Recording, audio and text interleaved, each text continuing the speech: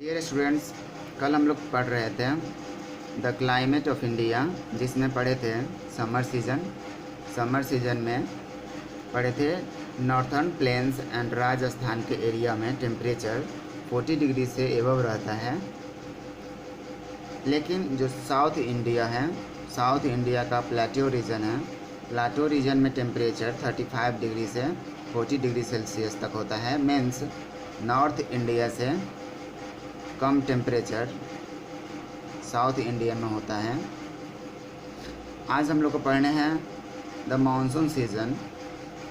The rainy season starts from mid June and last until September. आप लोग जानते होंगे कि मानसून सीज़न को रेनी सीजन भी कहा जाता है। तो रेनी सीजन स्टार्ट होता है मिड जून से एंड वो लास्ट हो जाता है लगभग सितंबर तक। The south west monsoon winds carrying rain clouds blow from the Arabian sea and the bay of Bengal.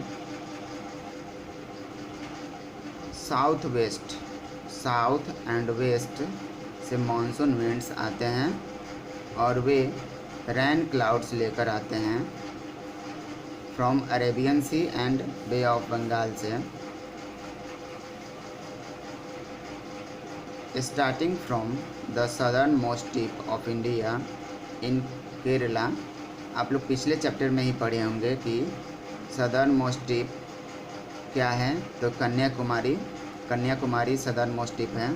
तो वहाँ से केरला मीन्स कन्याकुमारी से स्टार्टिंग होता है।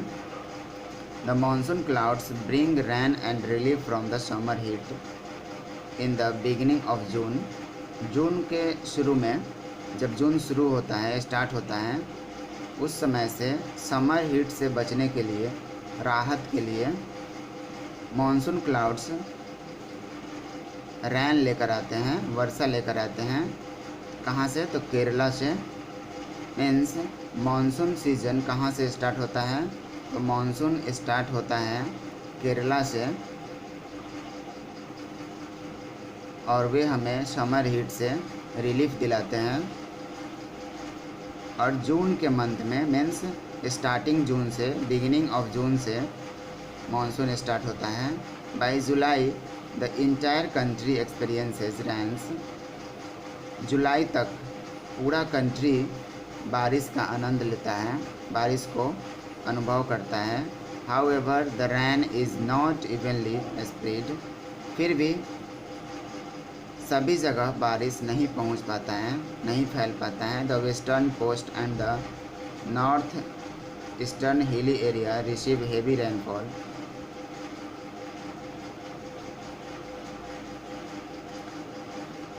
Western coast and north eastern hilly areas receive heavy rainfall. बहुत सारा रेनफॉल वहाँ प्राप्त होता है। नॉर्थ ईस्टर्न हिली एरिया जैसे कि मणिपुर, मेघालय, इन सब जगहों पर, सिक्किम, अरुणाचल प्रदेश, असम, इन सब जगहों पे हेवी रेनफॉल प्राप्त होता है।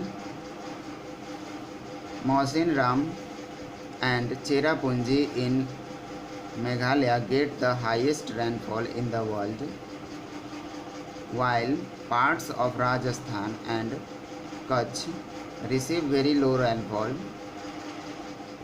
मौसिनराम एंड चेरापूंजी जो मेघालय में पड़ता है, मेघालय स्टेट का एक छोटा सा जगह है, वहाँ पे हाईएस्ट रेनफॉल होता है। मीन्स सबसे ज़्यादा वर्षा होती है पूरे वर्ल्ड में।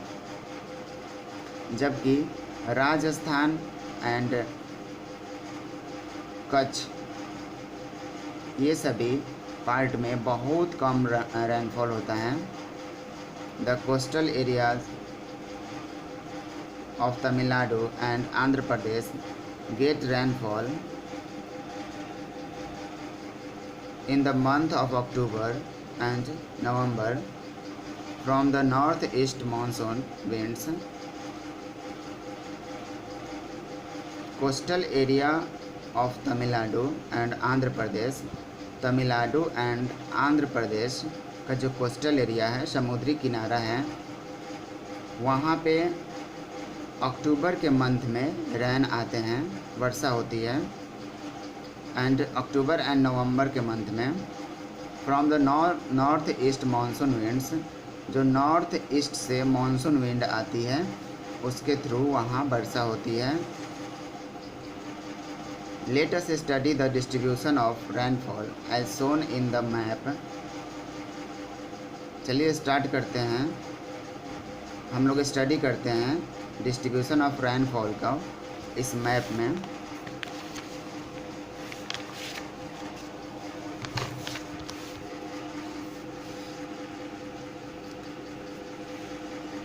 आप समझ सकते हैं, यहाँ पे है southern most tip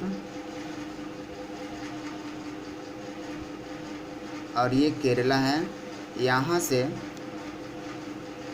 monsoon start होता है जून के मंथ में और ये मूव करते हुए इस एरिया में जाता है और इस एरिया से मूव करते हुए यहाँ, और कहा जाता है कि बिहार में मानसून 15 जून तक पहुँचती है। मीन्स यहाँ से 1 जून से स्टार्ट होकर बिहार में पहुँचते पहुँचते 15 दिन लगते हैं और फिर इधर से यहाँ बारिश होती है, फिर इसके आगे बढ़ती है मानसून और फिर यहाँ मेघालय में बहुत तेज़ वर्षा होती है जिसको वर्ल्ड रिकॉर्ड कहा जाता है। मौसिनराम एंड चेरापूंजी में सबसे ज़्यादा वर्षा होती है और फिर इधर से मूव करते करते नॉर्थ ईस्ट विंड जो होता है वो आती है और फिर यहाँ से मूव करते करते आंध्र प्रदेश एंड तमिलनाडु में अक्टूबर एंड नवंबर में वर्षा होती है। तो इस तरह से अभी हम लोग पढ़े।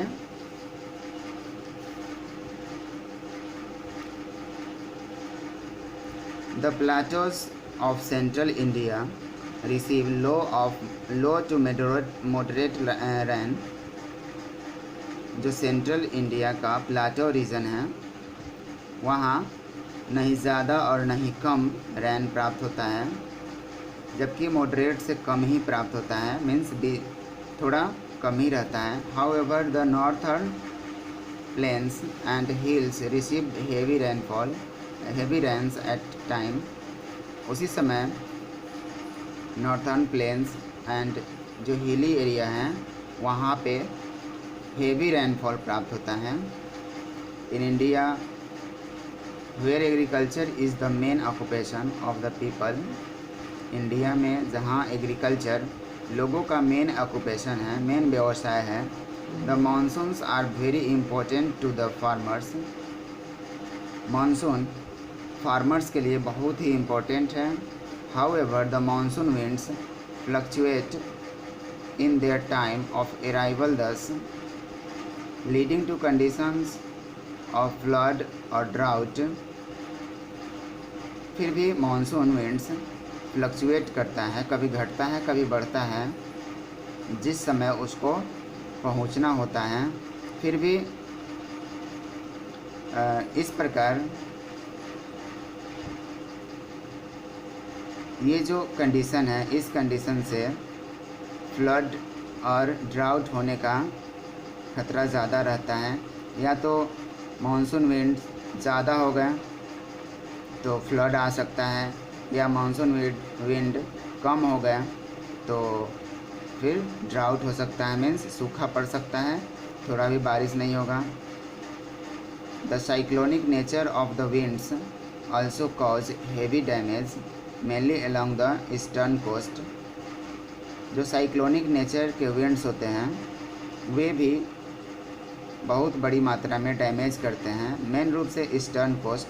ईस्टर्न कोस्ट मीन्स ये समुद्र का पूर्वी किनारा, यहाँ पे अक्सर साइक्लोनिक विंड्स आते रहते हैं और यहाँ पे बहुत सारा डैमेज करते हैं। Thank you. हम लोग पढ़ेंगे विंटर सीज़न को अगले क्लास में।